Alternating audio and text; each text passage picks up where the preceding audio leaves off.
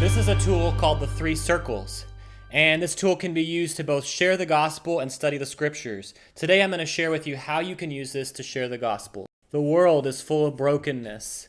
We don't have to look very far to see pain and people hurting each other, doing whatever it takes to try to distance themselves from their pain.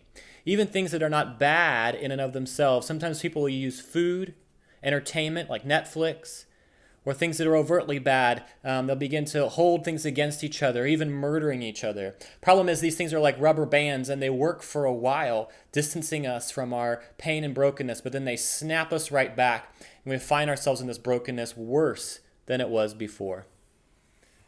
But that was not God's original design. He had in his heart perfection, a place of no pain, a design for the world, for you and me, that had no pain, no heartache, none of that brokenness. The only problem is that man ran from that through sin, finding ourselves in this place of brokenness, rubber banding back and forth with no hope. But the hope is that God sent Jesus, who came down from heaven, who died on a cross, and was raised from the dead, and became, by his overcoming death, king over all brokenness. And for all who will turn and believe, he will grow them back into his original design and even send them to go into brokenness to bring others out.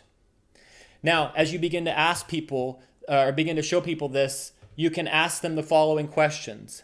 Number one, where are you right now? Oftentimes people will say, I'm right here. And then you can ask them this follow-up question, where do you want to be? Hopefully they'll say, I want to be here in God's original design. And when they answer that, you can simply say, all you have to do is turn and believe, and lead them in a simple prayer that's not a magic formula, but a way to begin to take steps to grow. Now, if they say they're right here, and they think that they've begun to respond already, you can say, well, the evidence that you've begun to respond is this.